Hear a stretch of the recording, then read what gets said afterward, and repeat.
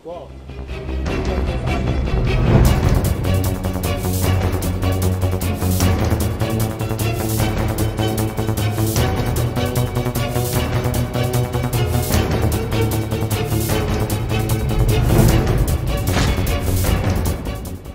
আছে কিন্তু জল নেই, কিছু পরিবার আবার কলই পাননি।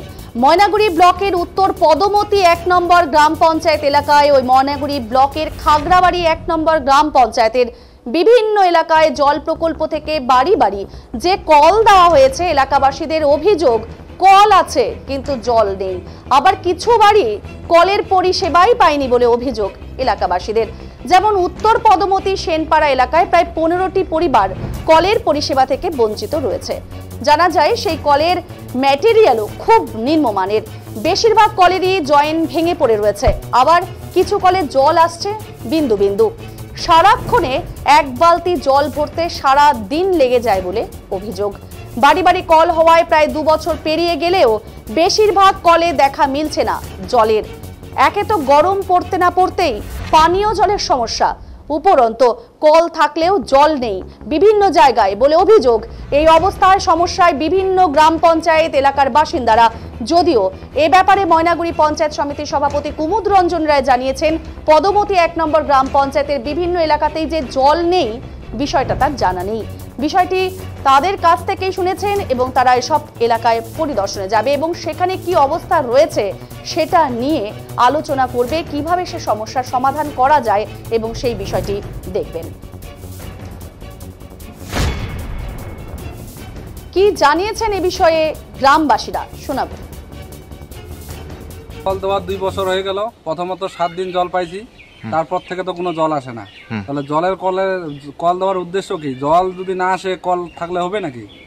সে 2 বছর থেকে জল পাচ্ছি না, তাহলে ওঠাই নিয়ে যাক সরকার। এটা তো আর এমনি রাখার কোনো প্রয়োজন হয় না।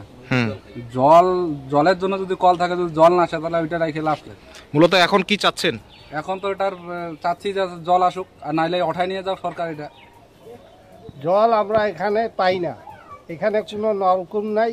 এখানে যে 2 পাড়ায় নলকূপ পেয়েছে, আমরা জল থেকে বঞ্চিত এবং আদৌ আমার পাড়াতে কোনো নলকূপ এখানে নাই। আপনাদের পাশের পাড়াগুলো? পাশের পাড়া পেয়েছে, 2 পাড়াতে পেয়েছি, আমরা মাঝখানে বঞ্চিত। আমরা যার জন্য আদৌ বঞ্চিত হয়ে আছি। আপনাদের এইখানে এই পাড়ায় কতটা ফ্যামিলি আছে? কতজন? এখানে 15টা পরিবার। 15টা পরিবার কোনো কলের পরিষেবা পায়নি? পরিষেবা এখানে নাই। 2 দিকে 2 পাড়ায় পরিষেবা আছে, মাঝখানে নেই। আর কি সমস্যা হচ্ছে যে জল আপনারা কি চাচ্ছেন যে কলটা যাতে ব্যবস্থা হয়, আমরা যেন পরিষেবাটা পাই, জল যেন পাই।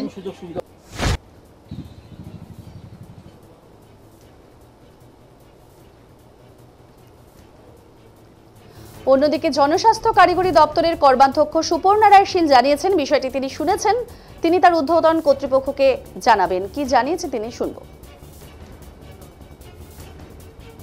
হচ্ছে এবং এজেন্সিরাও দেখতেছে এবং আমরাও দেখতেছি এবং যোগাযোগ সবসময় খোঁজখবর নেওয়া হচ্ছে, খুব চেষ্টা হচ্ছে। আমরা তো মাসে একবার মিটিং করি, ম্যাডামের সঙ্গে কথা হচ্ছে।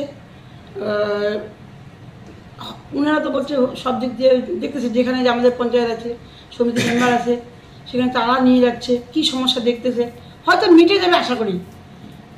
দপ্তরকে কি আপনারা জানাবেন বিষয়টা? হ্যাঁ, জানানো দরকার, জানাবোই, কেন জানাবো না। কারণ এদের এলাকাবাসীদের অভিযোগ যে এই দীর্ঘদিন থেকে আমরা পানীয় জলের সমস্যায় ভুগছি এবং কল এতদিন থেকে লাগিয়ে দিয়েছে কিন্তু কলে জল পড়ছে না। এরকম হলে আমরা আগামী 26-এ যে ইলেকশন সেখানে ভোট বয়কট করব। না, বোঝাতে হবে, সমস্যা হয়তো মিটে যাবে, তাড়াতাড়ি করেই মেটানোর চেষ্টা করবো আমরাও। আলোচনা হচ্ছে।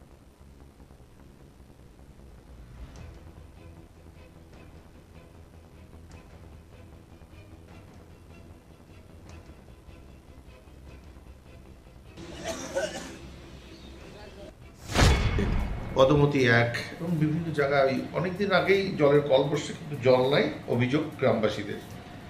তো কি কারণে জল নাই বা আপনারা কি করছেন তার জন্য?